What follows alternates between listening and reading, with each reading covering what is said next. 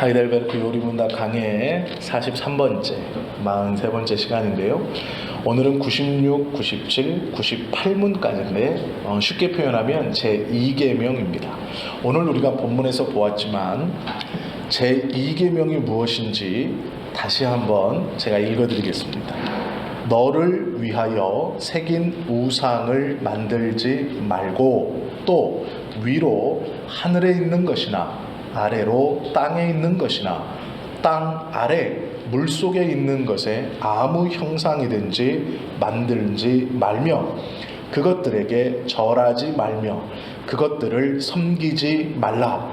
나 여호와 너의 하나님은 질투하는 하나님인즉 나를 미워하는 자의 죄를 갚되 아비로부터 아들에게로 3, 4대까지 이르게 하거니와 나를 사랑하고 내 계명을 지키는 자에게는 1000대까지 은혜를 베푸느니라 하신 것이 이 계명입니다. 96문의 질문은 제2계명에서 하나님께서 원하시는 것은 무엇입니까? 라는 질문입니다. 어떤 형태로든 하나님을 형상으로 표현하지 않는 것이고 하나님이 그의 말씀에서 명하지 아니한 다른 방식으로 예배하지 않는 것입니다. 97문 그렇다면 어떤 형상도 만들면 안 됩니까? 하나님은 어떤 형태로든 형상으로 표현될 수 없고 표현해서도 안 됩니다. 피조물은 형상으로 표현할 수 있으나 그것에 경배하기 위해 또는 하나님께 예배하는 데 사용하기 위해 형상을 만들거나 소유하는 일은 금하셨습니다. 98문 그렇다면 교회에서는 평신도를 위한 책으로서 형상들을 허용해서도 안 됩니까? 그렇습니다. 우리는 하나님보다 더 지혜로운 채 해서는 안 됩니다. 하나님께서는 그의 백성들이 말 못하는 우상을 통해서가 아니라 그의 말씀에 대한 살아있는 강서를 통해 가르침 받기를 원하십니다가 질문과 답입니다. 우리가 지난주에 1계명을 들었는데요. 1계명을 들으면서 가장 중요하게 여겼던 것은 이것입니다. 계명은 우리를 무겁게 하고 누르는 것이 아니라 우리를 하나님의 사랑에서 떠나지 않게 하는 매우 유익하고 좋은 우리의 보호막입니다. 그러기에 은혜를 많이 아는 사람은 오히려 이 계명을 더 사랑하는 사람이다 라고 우리가 들었죠. 제1계명은 이렇습니다. 다 아시는 것처럼 너는 나 외에 다른 신들을 내게 있게 말지니라 이렇게 말씀하셨어요. 즉 이것이 무슨 말이냐면 예배의 대상이 누구인가에 대한 말씀입니다. 예배의 대상은 오직 하나님 한 분만이시다 라는 거죠. 즉 1계명의 이 계명의 말씀은 예배의 대상은 오직 하나님이시구나 라는 것을 우리에게 가르쳐 주시는 것이요. 그러면 2계명은요 우상을 만들지 말고 그것들에게 절하지 말라 이렇게 말씀하셨어요. 그래서 우리가 이것을 받을 때 하나님만을 예배하고 우상을 만들어 그것을 예배하면 안 되는구나, 이게 소극적으로 해석한 겁니다. 적극적인 해석은 하나님께서 우리에게 진정 원하시는 것은 이것이죠.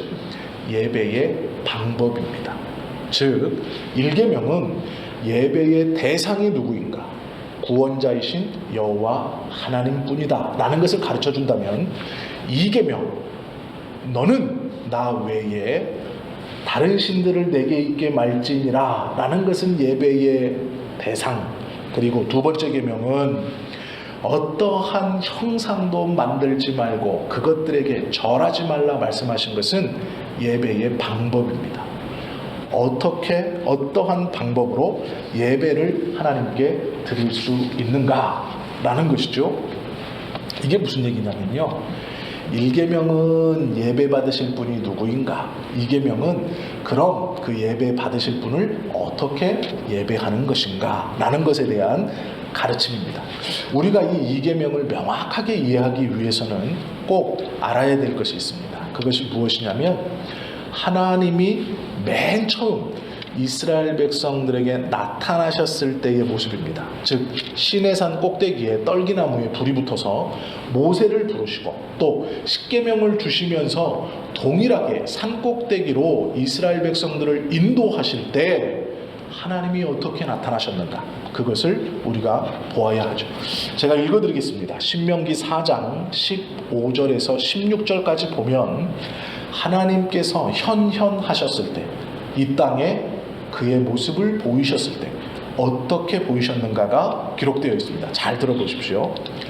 여호와께서 호렙산 불길 중에서 너희에게 말씀하시던 날에 너희가 어떤 형상도 보지 못하였은즉 너희는 깊이 삼가라. 그리하여 스스로 부패하여 자기를 위해 어떤 형상대로든지 우상을 새겨 만들지 말라. 남자의 형상이든지 여자의 형상이든지 라고 기록해 있습니다. 여기서 중요한 건 두 가지입니다. 첫 번째 중요한 건 뭐냐면 너희에게 말씀하시던 날에 너희가 아무 형상도 보지 못하였은즉 이라는 말씀입니다. 즉 하나님은 형상으로 표현되거나 만들어질 수 없는 분이시죠. 창조자이신 하나님은 어떠한 형태로든 만들어낼 수 없습니다. 만들어서도 안 된다라고 말씀하시죠. 아무 형상, 즉 하나님께서 이 땅에 당신의 모습을 보이시고 그 목소리를 친히 들려주실 때 이스라엘 모든 백성이 그 목소리가 나는 쪽으로 고개를 돌렸습니다. 하나님은 보고 싶죠. 왜 안 보고 싶겠어요? 이스라엘 백성도 마찬가지였습니다. 그 하나님의 두려운 음성이 들릴 때 그 하나님의 형상을 보고 싶어 그쪽으로 고개를 돌렸습니다. 그런데 아무런 형상이 보이지 않았습니다. 즉 아무런 형상 없이 말씀으로만 이스라엘에게 나타나신 것이 하나님이죠. 그럼 우리가 우상이라고 생각하는, 하나님이라고 생각하는 어떠한 비슷한 존재라고 하는 이것을 왜 만드느냐? 성경은요 명확하게 기록해 있습니다. 오늘 본문을 보시면 출애굽기 20장 4절 제일 위에 줄만 한번 읽어보겠습니다. 20장 4절 첫 번째 줄입니다. 시작. 너를 위하여. 자, 여기까지. 우상을 왜 만든다고요? 누구를 위해서? 너를 위해서. 즉 이게 하나님이 말씀하시는 거니까 이스라엘 백성들에게 뭐라고 말씀하시냐면 너를 위하여 새긴 우상을 만들지 말라. 이게 중요한 말이에요. 우리가 하나님을 잘 섬긴다는 핑계로 어떠한 형상, 예를 들어 십자가, 예를 들어 무슨 누가 사용했다는 물건, 아니면 성경책, 이것을 놓고 하나님을 내가 잘 섬기려고 한 겁니다. 아닌 거예요. 이유가 뭐라고요? 나를 위해서요. 나를 위해서. 그러면 이것이 어떻게 나를 위해서냐? 그 방법이 있습니다. 순서가 있어요. 자, 성경이 없습니다. 제가 설명드릴게요. 여기를 보세요. 잘 들어보세요. 이스라엘 백성들이 출애굽을 하고 나서 홍해를 건넜습니다. 그리고 나서 그들이 광야를 돌 때에 하나님이 십계명을 주십니다. 그 십계명을 주시기 전 모세가 산 위로 올라갔어요. 그리고 모세가 40일 정도 내려오지 않았습니다. 그런데 그때 내려오지 않은 그때에 이스라엘 백성들은 불안했어요. 왜 그러냐면 그들의 상식으로 모세는 식량을 바리바리 싸들고 올라간 게 아닙니다. 내가 40일 동안 있을 테니까 기다리고 있어라 기한을 정해놓고 올라간 게 아니에요. 지팡이 하나 들고 그 모습 그대로 산 위로 올라갔어요. 그런데 40일이 지났습니다. 안 내려와요. 그러면 상식적으로 생각해 보십시오. 사람이 맨몸으로 산 위로 올라갔는데 40일간 내려오지 않아요. 그럼 뭐 한 거예요? 죽은 거예요. 이스라엘 백성들은 그렇게 생각했습니다. 그리고 나서 그들의 불안감을 달래기 위해서 금부치를 모아서 송아지를 만들었어요. 그리고 그것을 가운데다 두고 뱅글뱅글 돌면서 춤을 추면서 경배하면서 뭐라고 그랬냐면, 보라, 이것이 우리를 애굽에서 인도해낸 여호와다, 이렇게 말했어요. 그럼 생각해 보세요. 이스라엘 백성들은 출애굽하기 전까지 노예였습니다. 교육을 제대로 받지 않았겠죠? 그러면 아무리 내가 노예이고 아무리 내가 교육받지 않았어도 그 금으로 자기들이 눈앞에서 보는 데서 방금 만들어낸 그 송아지가 하나님일까요? 그렇게 믿을까요?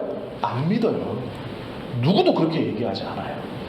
아무리 노예였고 교육받지 못했고 미지했어도 그 하나님을 송아지로 금으로 만든 것을 가지고 아이고 하나님 아이고 하나님 안 해요. 누구도 안 해요. 그런데 이렇게 되는 순서가 있어요. 그들이 하나님의 모습 모양을 본 적이 있습니까? 없습니까? 없어요. 그러면 그 형상 안에 무엇을 담으며 만들었을까요? 능력이에요. 능력.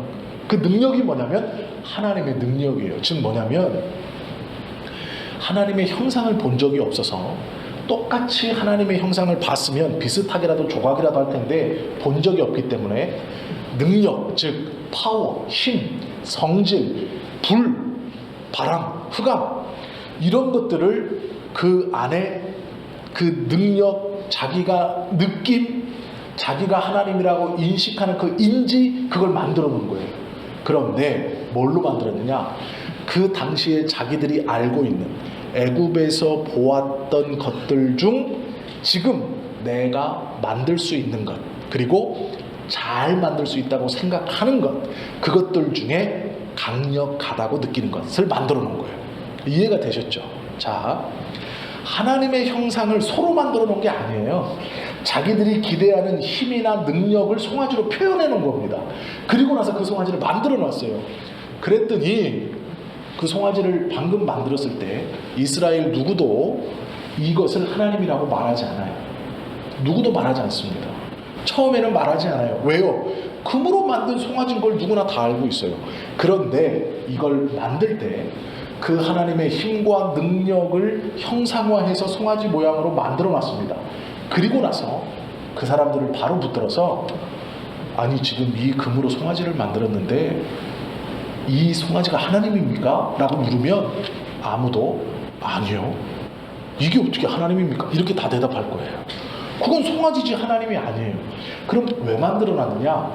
자기들이 느끼고 있는 하나님의 능력을 어떤 형상으로는 만들어야 되는데 알고 있는 것 중 가장 잘 만들 수 있고 강하다고 생각하는 것, 그리고 자기들이 신으로 섬기는 것을 보았던 것 중에 만들어 놓은 거예요. 그게 송아지입니다. 자, 그런데 그 다음에 일이 벌어져요. 이걸 만들어 놓으니까 이 송아지가 옆에 있으니까 꼭 하나님이 옆에 있는 것 같아요. 하나님이 눈에 안 보여서 그동안에는 가까이 있다는 생각을 못했는데 옆에 있는 것 같아요. 이게 볼펜이지만 십자가라고 생각을 해보세요. 십자가를 우리가 하나님이라고 생각하나요? 아니에요. 누구도 십자가를 하나님이라고 생각 안 해요. 그런데 십자가를 만들었습니다. 나무떼기로라도 뭐 만들었어요. 그래서 이걸 가까이 지니고 다녀요. 왜요? 그러면 하나님이 내 옆에 있는 것 같아요. 이건 하나님이 아닌데 하나님이 내 옆에 있는다는 기분이 들어요. 이해가 되시죠? 여기까지. 이게 이제 두 번째 단계입니다. 송아지를 만들어 놨더니 송아지가 하나님은 아닌데 송아지가 눈에 보이는 게 앞에 있으니까 그 신이 나와 함께 있는 것 같은 거예요. 자, 그 다음에는 뭔 일이 벌어지나요? 예배를 드립니다. 이걸 앞에다 놓고, 이 십자가를 앞에다 놓고 예배를 드려요. 십자가를 붙여놓고 예배를 드립니다. 예배를 왜 드릴까요? 경배를 통해 신을 조종한다는 생각을 하는 거예요. 이해가 되세요? 예배 드리는 이유는요, 복받기 위해서예요. 내 무슨 필요를 채워달라고 지금 신을 설득하기 위해서예요. 그래서 그 능력과 힘을 모양으로 만들어 놓고 그 모양을 놓고 지금 예배 행위를 하는 거예요. 이 예배 행위를 하는 이유는 복을 받으려고 하는 겁니다. 보세요. 바알의 모양이 이스라엘 백성들이 이 나중에 타락했을 때 섬겼던 바알 신상이 송아지 모양이에요. 그러면 이스라엘 백성 어떤 누구도, 그리고 그 바알을 섬기는 제사장 누구도 송아지가 바알이다라고 말하는 사람은 없어요. 없을 거예요. 당연히 송아지는 송아지죠. 그런데 송아지 모양을 놓고요, 그들이 예배를 드립니다. 왜 예배를 드릴까요? 이 예배 행위를 통해서 바알에게 복을 얻어내기 위해서예요. 바알을 섬기는 산당에 가면 여자 사제들이 있었어요. 여성 사제들이. 왜 있었냐면 바알을 섬기러 제물을 들고 오면 이 제물을 남자 제사장이 가지고 가고요, 자기는 티켓을 가지고 그 여자 사제한테 찾아가면 여자 사제와 잠자리를 합니다. 그러면 바알이 하늘에서 인간들이 자기의 성전에 들어와서, 신전에 들어와서 성관계를 하는 것을 보고 하늘에서 이 바알이 흥분해서 자기의 부인인 아세라와 관계를 하는 거예요. 그것을 통해 땅에 비가 온다라고 생각했어요. 즉 이게 뭐냐면요, 인간이 바알의 성전에 들어가서 관계하는 것으로 하늘에 있는 바알 신이 그것을 보고 아세라와 관계를 통해 이 땅에 비가 내리게 한다. 즉 우리가 이렇게 행함으로 신을 자극하여 신을 흥분시켜서 관계를 하기 위해서 이 땅에 소생의 비가 오게 한다. 왜 할까요? 이렇게 비 오게 하기 위해서. 누구 좋으라고요? 내가 좋아야 되니까요. 이해가 되시죠? 우리가 말씀을 모르고 예배를 드리면 이거와 똑같아요. 예배 행위를 통해서 하나님을 움직여 복받고 싶은 거예요. 이해가 되시죠? 이게 예배일까요? 아닐까요? 아닙니다. 그런데 우리는요, 예배 행위를 통해서 하나님을 기분 좋게 얼르고 달래면 하나님이 복을 줄 거라고 생각해요. 아니에요. 자, 이걸 끝까지 잘 들어야 그럼 예배가 필요 없다는 얘기예요? 그게 아니에요. 끝까지 잘 들으셔야 돼요. 이 행위를 통해서 내가 이것을 통해 복을 받는다, 이 예배 행위를 통해서 이것을 통해 복을 받는다까지 나아가면 그 다음에는 십자가가 우상이 되어버립니다. 이해가 되시죠? 이게 마지막 단계예요. 자, 제가 이 설명을 왜 드리냐면, 우상을 만들어내는 동기는 하나님을 잘 섬기려고가 아니에요. 그건 핑계입니다. 우상을 만들어내는 동기는 나를 위해서예요. 너를 위해서예요. 우리가 십자가를 떠받드는 것은 하나님을 떠받드는 게 아니에요. 십자가가 하나님이 아닌 건 알고 있어요. 그런데 떠받듭니다. 왜 떠받들까요? 나를 위해서예요. 성경은 지금 그렇게 말씀하고 있는 거예요. 어떤 식으로 정당화를 시키고 아무리 말을 잘해도 우상을 만들고 섬기는 이유는 자기가 행복하자고 하는 거예요. 내가 행복하자고. 우상을 만드는 사람들은 다 자기의 행복을 위해서 그렇게 합니다. 그래서 하나님이 금하셨어요. 우상을 만들어 섬기는 것을 하나님은 다른 신을 섬긴다고 말씀하셨어요. 왜 그러느냐? 내 마음과 나를 위하여 우상을 만들고 그것에게 절하면서 하나님을 섬긴다고, 내 방식대로 하나님이 정해준 것이 아니라 내 방식대로 예배하고 내 방식대로 하나님을 섬긴다고 하는 그 모든 행위는 나를 섬기는 게 아니라 하나님이 아닌 다른 이방, 어떤 신을 섬기고 있는 거예요.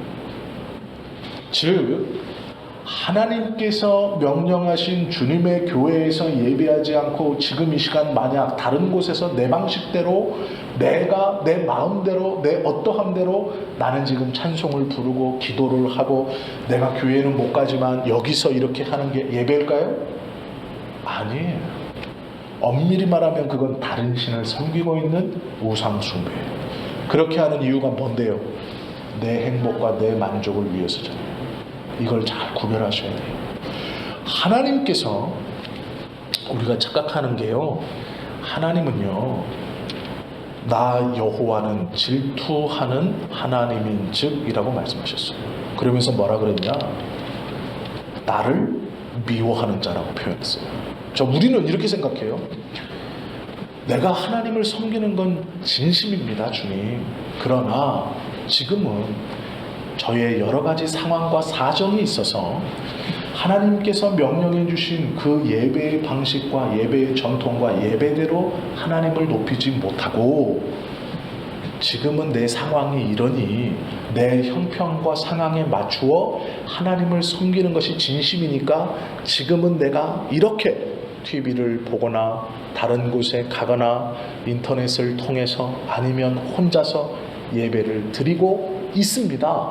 하나님, 이 예배를 받아 주십시오. 받으실까요?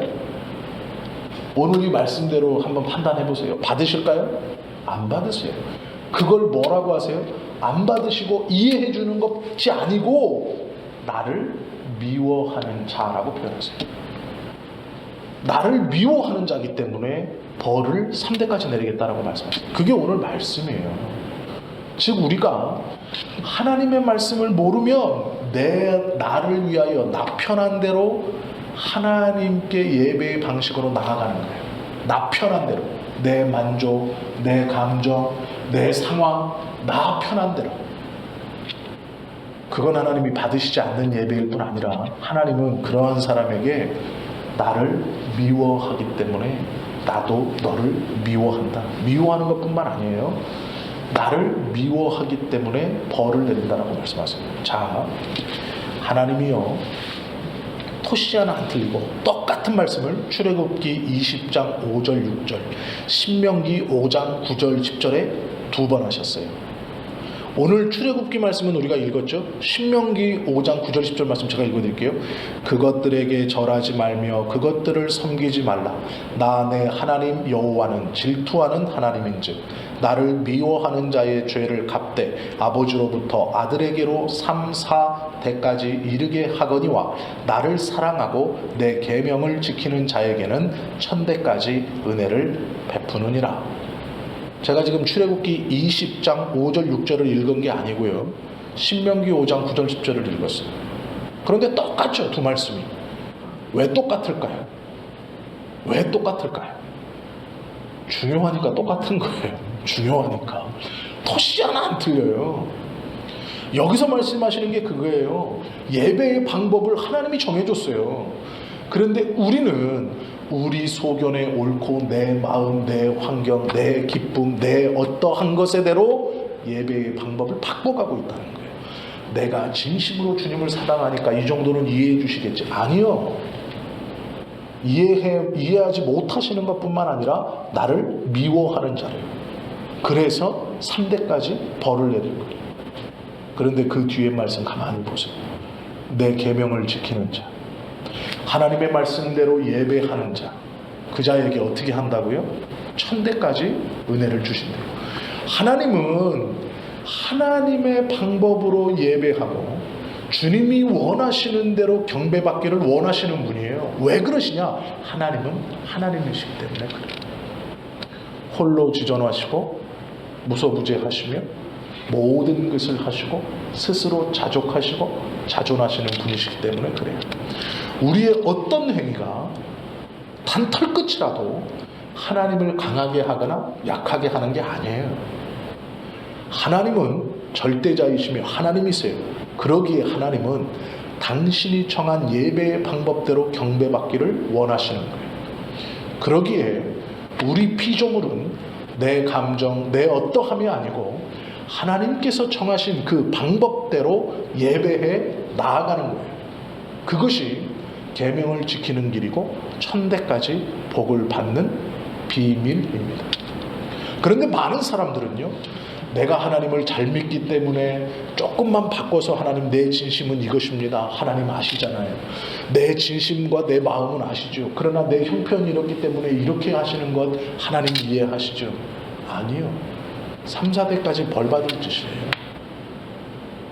그건 하나님을 자기과 동등되게 놓고 내가 이렇게라도 하지 않습니까? 라는 거예요. 하나님은 그런 분이 아니세요. 우리에게 타협하거나 우리에게, 그런데 참 감사한 말씀은 뭐냐면요, 질투하는 하나님이라는 거예요. 이게 감사한 말씀이에요. 좀 이제 비유가 그런데 내가 사랑하지 않으면요 질투가 일어나지 않아요. 저희 하영이가 친구 욕할 때가 있습니다. 언제일까요? 나하고 사이가 엄청 좋았는데 다른 애하고 좋아지면 험담을 해요. 왜 험담할까요? 나는 좋거든요 얘가. 그래서 나랑 얘들처럼 친하게 지냈으면 좋겠는데 다른 친구랑 막 친하게 지내는 거예요. 그러면 이제 막 질투가 나는 거죠. 질투가 왜 나요? 사랑하기 때문에 나는 거예요. 하나님이 우리를 보고 뭐라 그랬냐면요, 나는 질투하는 하나님이다. 출애굽기 34장 14절에 보면, 이게 같은 장이니까 한번 넘겨보세요. 출애굽기 34장 14절을 보세요. 여기서요 하나님이 기가 막힌 말씀을 하십니다. 제가 이렇게 표현하면 안 되지만 하나님의 말씀이 기가 막히지 않은 게 없지만, 출애굽기 34장 14절 말씀 찾으셨어요? 자, 읽습니다. 시작. 너는 다른 신에게 절하지 말라. 여호와는 질투라 이름하는 질투의 하나님입니다. 네. 자기 이름을 뭐라 그래요? 질투라 이름한대요. 이게 무슨 말씀이냐면, 내가 선택한 내 백성들아 잘 들어라. 나는 이름이 질투다. 이름이 질투라는 거예요. 하나님이. 이 말은요, 그 속에 깔려있는 말이 뭐냐면, 나는 너를 사랑한다. 그러기에 네가 다른 어떠한 것에 절하면 나는 질투를 느낀다는 거예요. 질투하는 하나님. 질투를 얼마나 하는지, 이름이 질투야. 난 이름을 질투라고 불러라. 이해가 되세요? 이 말씀이 우리의 입장에서 얼마나 감사한 말씀인지 알아야 돼요. 너무 사랑하니까 나는 이름이 질투라고 해라. 그냥 너하고 나하고 관계에서는 나는 이름이 질투다. 이렇게 말씀하시는, 내 이름 알려줄까? 나는 질투야. 내가 너를 사랑하는데 네가 다른 저기하고 다른 신들에게 가서 나는 이름이 질투야. 나는 그거 못 봐. 못 참아. 질투할 거야. 하는 거예요. 하나님이 우리를 보고 나는 질투라 이름한다. 즉 이게 뭐냐면 내 별명은 질투다 이거예요. 지금 이게 얼마나 귀하고 복되고 감사한 말씀인지 알아야 돼요. 제 2계명은요 세대를 이어가는 복과 저주의 말씀이 붙어 있어요. 2계명을 잘 지키면 1000대까지 은혜를 받고 잘못 지키면 3, 4대 이르기까지 저주받는다. 그럼 2계명이 중요할까요? 중요하지 않을까요? 중요하죠. 제 1계명은 첫 번째 계명이에요. 예배의 대상이 누구인가? 구원자이신 하나님이에요. 제 2계명 예배의 방법은 무엇인가? 그 구원자이신 하나님을 하나님의 방법대로 예배하여, 즉 하나님의 뜻대로 온전히 예배하는 것은 얼마나 복된 것인가? 1000대까지 은혜를 받는 비결이에요. 그러기에 중요한 것이죠. 제 2계명은요 하나님이 이스라엘 백성들을 얼마나 사랑하시는지, 당신의 백성들을 얼마나 사랑하시는지를 보여주는 계명입니다. 1계명의 말씀이 당신의 백성들을 하나님의 은혜에서 떠나지 않게 보호하는 계명이면서 2계명은 복을 받을 수 있는 방법을 노골적으로 기록해 놓으시고 이렇게 해라 복 받을 수 있다라고 하는 거예요. 그 있다라는 게 뭐예요? 우상을 만들고 그것에 절하지 말라. 어떠한 형상으로라도 하나님을 표현하지 말라라는 거예요. 왜요? 표현된다는 건 피조물이라는 얘기예요. 표현되는 건 피조물입니다. 하나님은 표현될 수 없는 분이에요. 그러기에 우리가 지난주에 보았던 것처럼 하나님께서 나타나실 때는 밝은 빛처럼 당신을 계시하시기도 하지만 성경의 말씀으로 사람이 접근할 수 없는 흑암으로 당신을 가리기도 하시는 거예요. 이 표현될 수 없는 부분을 표현하려고 하면 안 된다는 거예요. 그건 우상 숭배라는 거예요. 그렇게 표현되어지는 순간 하나님은 피조물이 되어버리는 거예요. 그것을 용납치 않으시는 거예요. 그것을 미워하시는 거예요. 그러한 자에게 3, 4대 저주할 것이다 라고 말씀하시는 거예요. 2계명을 어기면요 1계명을 어기게 돼요. 그죠? 이 2계명이 묶여있는 계명이기 때문에 2계명을 어기면 1계명을 당연히 어기게 됩니다. 그래서 이 2계명을 잘 지키는 것은 우리가 예배할 자가 누구인가, 어떻게 예배하는가에 대한 놀라운 말씀일 뿐만 아니라 복을 받는 방법이에요. 이 계명을 지키면 복을 주신다고 했거든. 자, 요 예만 들고 이제 마칠게요. 우리가 지금까지 배운 것은 우상에 대해서 어떠한 형상과 모양으로도 하나님을 형상화할 수 없다라는 거였어요. 하나님은 이스라엘에게 말씀으로 나타나셨고 형상을 보여주지 않았어요. 그래서 우리는 하나님께 나아가고 예배하는 방법은 그분의 말씀대로 예배하고 인도대로 나아가는 거예요. 이거밖에 없거든요. 자, 그런데 우리나라의 용인에 가면 미리네 성지라고 있어요. 굉장히 유명한 성지예요. 가톨릭에서 하는 건데 용인에 미리네 성지가 있어요. 그 미리네 성지에 가면 20개의 그 돌로 만든 석상이 이렇게 좀 떨어져서 있어요. 20개. 이게 뭐냐면 가톨릭의 표현대로, 로마 교회 표현대로 묵주기도 20단 길이에요. 즉 묵주기도, 그 사람들이 책을 펴고 이렇게 돌리잖아요. 이게 이것을 한 바퀴 돌리는 게 1단인데 묵주기도 20단, 그러면 20번 돌리는 거예요. 처음 시작 이렇게 해서 마리아 있고 예수님 있고 이렇게 볼록볼록 해서 쪼르르륵 생긴 거 보셨죠? 묵주. 그거를 한 번 돌리면 1단, 20번 돌리면 20단이에요. 자, 그 길을 걸어가면서 묵주를 20번 돌릴 수 있다고 해서 묵주 20단 기도길이에요. 자, 거기 가면 예수님의 탄생부터 십자가에서 죽으심까지 돌로 조각을 해놨어요. 이렇게 중요한 것을.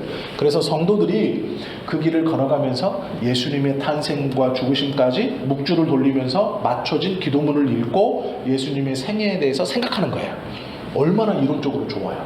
좋죠? 자, 그런데 첫 번째, 이 20단 묵주기도 20단 순례의 길에 첫 번째 어떤 동상이 새겨져 있냐면 마리아가 예수님을 잉태되어진 예수님을, 그 뱃속에 있는 예수님을 품고 있는 마리아 형상이 있어요. 이게 첫 번째 시작입니다. 이제 잉태잖아요. 시작입니다. 그 밑에 글이 뭐라고 써있냐? 마리아가 예수를 잉태하심을 묵상합니다. 성모님의 겸손을 본받읍시다. 이런 글귀가 새겨져 있어요. 그리고 거기에서 성도들은 묵주를 한 바퀴 돌리면서 그 1단에 묵주 기도 책이 있습니다. 기도책. 그거를 이제 그 페이지를 보면서 성모님의 겸손과 이 예수님의 잉태하심을 묵상하는 기도를 거기서 들려요. 이거 묵주를 한 바퀴 돌릴 동안 맞춰서 들리는 겁니다. 그리고 끝나면 이렇게 하고 그 성모 마리아 상에 절을 하고 2단으로 가는 거예요. 두 번째 권으로 가야 되겠죠? 가요. 그럼 생각해 보세요. 그 어떤 성도도 성모님을 경배한다고 말하지 않아요. 그 어떤 성도도 이 미리네 성지에서 그 마리아를 경배한다고 말하지 않습니다. 그런데 말은 하지 않는데요, 그들의 행위를 가만히 보면 그 상을, 그 돌로 만다 깎은 그 상을 뭐처럼 여겨요? 뭐처럼 여겨요? 말 그대로 성모라고 붙여놨잖아요. 성스럽게 여겨요. 거기에다가 모든 정성을 다 쏟아갖고 기도하고 그 앞에서 고개를 숙이고 합장을 하고 해요. 그럼 이게 우상숭배일까요? 아닐까요? 우상숭배예요. 하나님이 금하신 거예요. 그런데 명목은 뭐예요? 명목은 예수님을 잉태한 성모의 겸손을 본받읍시다예요. 명목은 너무 좋죠. 명목은. 그러나 하는 행위는 뭐예요? 우상숭배하는 거예요. 이게 문제라는 겁니다. 우리가 하나님을 섬기면서 하나님을 잘 섬긴다고 자기 나름대로 연구하고 방법을 찾고 하는 모든 것들이 성경은 뭐라고 가르쳐요? 너를 위해서. 하나님이요, 나를 위한 행동이 아니래요. 너를 위한 행동이에요. 너. 내 만족, 내 기쁨, 내 신앙의 충족, 내 지식의 암을 위해서 지금 하고 있는 거예요. 그것을 하나님이 그래, 너는 잘 믿지만 형식을 조금 달리 해도 되지. 시대가 바뀌었고. 그러지 않았어요. 이 20개의 그 미리네 성지에 있는 예수님의 생애를 가톨릭은 뭐라고 말하냐면 평신도를 위한 책이라고 불러요. 성경을 모든 성도들에게 제대로 다 가르쳐 줄 수 있을까요? 없을까요? 없죠. 예전에는요, 이 성경도 없었을 뿐만 아니라 신부들 자체도 글을 모르는 사람이 많았어요. 그리고 불과 50년 전, 30년 전까지만 해도 세계의 모든 카톨릭은요, 라틴어로 예배를 드렸어요.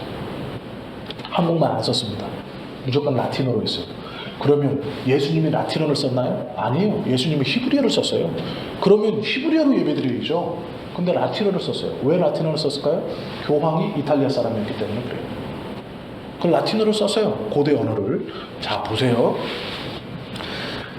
온 성도들에게 하나님의 말씀인 성경을 다 가르칠 수 없으니까 그것을 축약해서 20개의 조각상을 세워놓고 이 묵주기도 20단기를 평신도를 위한 책이라고 말해요. 그러면 이 성경은 누굴 위한 책인데요?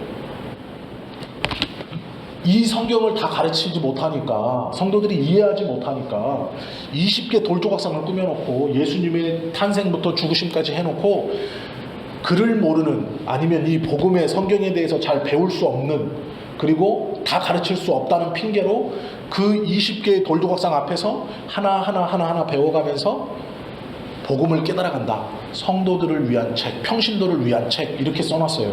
그렇게 가르칩니다. 이것이 성경적으로 맞을까요? 틀린 겁니다. 96, 오늘 우리가 본 질문을 보면요, 이런 말이 있어요. 그렇다면 교회에서는 평신도를 위한 책으로서 형상들을 허용해서도 안 됩니까? 이런 질문이 있어요. 이게 98문이에요. 성경을 다 깨닫지 못하고 알지 못하는 성도들을 위해서 요약만 핵심적으로 20개를 해가지고 무식한 성도들, 성경 다 모르니까 너네는 이것만 알아라. 그리고 이렇게 해서 탄생부터 죽으심까지 쭉 해놓고 이게 복음이다. 이건 평신도들을 위한 책이다. 이게 가능한 얘기일까요? 아닙니다. 복음을 전한다는 명목하에서도 절대 하면 안 되는 것이 우상을 세워놓고 그 앞에 절하게 하는 행위예요. 이것은 성경적이지 않습니다. 만약에 평신도를 위해서 다른 요약된 복음이 필요했다면요, 예수님이 이미 그렇게 하셨을 거예요. 예수님이 3년 반 동안 제자들을 가르치시면서 하나님의 나라를 막 요약해가지고, 야, 이거는 몰라도 돼. 너희는 요것만 알면 돼. 요것만 알면 돼. 이렇게 가르치셨나요? 아니에요. 고아와 과부들을 놓고, 그 가난한 이스라엘 백성들을 놓고, 그를 모르고 하루하루에 식량이 없어서 오병이어를 베풀어 주신 그 예수님을 임금 삼으려고 했던 무식한 그 유대인들을 놓고도 예수님이 하나님의 말씀을 어떻게 가르쳤어요? 산상수훈 보세요. 얼마나 자세하게 가르쳐 주셨는지. 예수님이 만약에 무식한 사람들을 위해서 복음의 책을 따로 썼다면 우리도 그렇게 가르쳐야죠. 그러나 예수님도 그렇게 안 했어요. 하나님의 나라를 성경에 보시면 이사야서를 묵상하며 말씀을 가지고 예수님도 복음을 쭉 풀어서 당신이 왜 하나님의 아들이고 나를 믿어야 왜 구원에 이르는지를 자세하게 가르쳤어요. 하나님의 나라에 대해서 유식한 마을에 가서는 유창하게 쭉 가르쳐주고, 무식한 동네, 귀신 들리는 동네, 가버나움 같은 곳에 가난한 동네에 가서는 에이 여기는 뭐 가난하고 못 알아들으니까 요약해가지고 이렇게 안 가르쳐 주셨어요.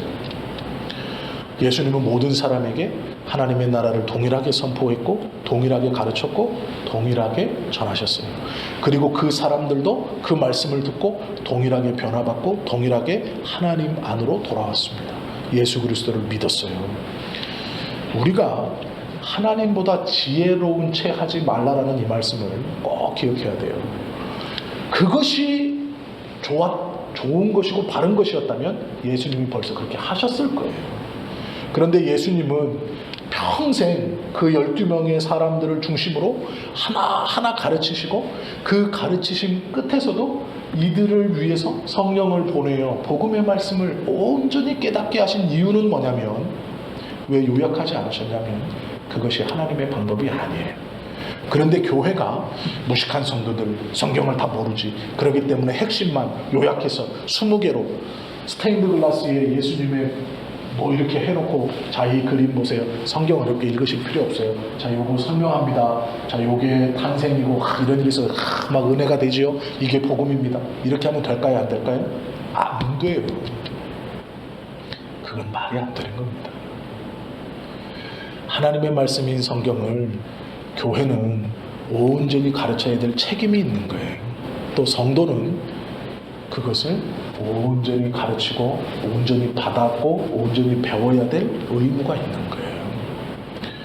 그것을 줄여서 하나님도 그렇게 하지 않은 것, 예수님도 그렇게 가르치지 않은 것을 지금 교회가 성도들 바쁜 현대인들에게 복음이라는 것이 그렇게 요약해서 함축적으로 한마디로 아니에요.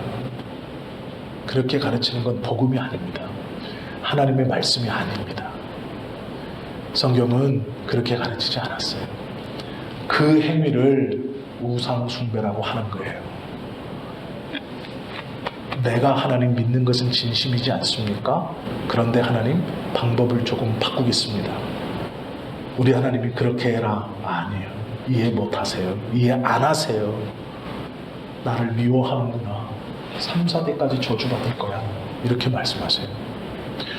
내가 말한 대로, 내가 너희들에게 나타난 대로 내 말을 그대로 지켜 행하면, 바꾸는 게 아니고 그대로 지켜 행하면 1000대까지 은혜 받을 것이다 라고 말해요.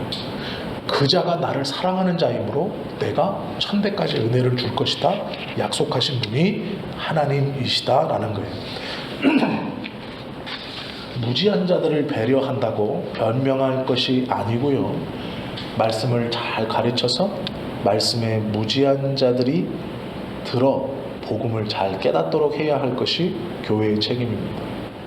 우리 주일학교 아이들, 유치부 아이들에게 우리들이 큰 실수하는 것 중 하나는 성경의 말씀과 복음의 말씀을 가감해서 가르친다는 거예요. 못 알아듣겠지? 아니에요. 하나님의 말씀은요, 영혼을 파고드는 말씀이기 때문에 사실 나이가 상관이 없어요. 이 말씀은 제대로 선포되고 가르치기만 하면 나이에 상관없이 저들의 영혼을 붙들어 변화시키는 능력의 말씀이에요. 왜 아이들이 변하지 않느냐? 내가 그 말씀을 줄였기 때문이에요. 요약했기 때문이에요. 알아들 수 있겠지라고 내가 가지를 쳐버렸기 때문이에요. 그 말씀은 그대로 가르쳤어야 돼요. 그 말씀은 그대로 가르쳐야 됩니다. 교회에서도 하나님의 말씀은 그대로 가르치는 거예요. 그대로 강론하고 그대로 선포하는 거예요. 누구는 이렇고 누구는 저러니, 이 말씀은 줄이고 이것은 하고 이것은 안 하고 이것은 축소시키고 가지를 치고, 아니요. 그렇게 하는 것은 하나님의 말씀이 아닙니다. 그렇게 하는 것은 교회가 교회의 의무를 다하고 있지 않은 거예요. 주님의 말씀은 말씀 그대로 가르치고 그 말씀 그대로 받을 때 복된 겁니다. 이 제2계명은 예배의 방법뿐 아니라 우리가 어떻게 하면 하나님의 복을 누릴 수 있는가를 가르쳐주는 너무나 귀하고 복된 말씀이에요. 우리가 지금 십계명에 대해서 하나하나 배워가고 있거든요. 함께 강설하고 있습니다. 함께 듣고 있습니다. 십계명은 처음부터 마지막까지 하나님께서 우리를 얼마나 사랑하시느냐를 증거하시는, 보여주시는 너무도 귀하고 복된 말씀이에요. 그러기에 우리가 이 계명을 율법이라고 폄하해서 예수님이 완성시켰으니 이것은 지키지 않아도 돼, 율법은 패했어, 어떻게 보면 그렇게 정신없이 말하는 사람들의 말에 현혹되지 마십시오. 그것은 주님의 말씀을 가감시키는 거예요.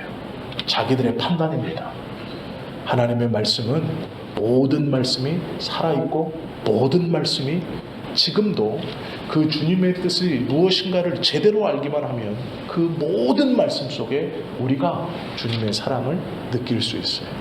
그리고 그 사랑을 받는 우리가 얼마나 귀한 존재라는 것을 우리가 이 십계명을 하나하나 배워갈수록 더 깊이 깨닫게 되는 것이죠.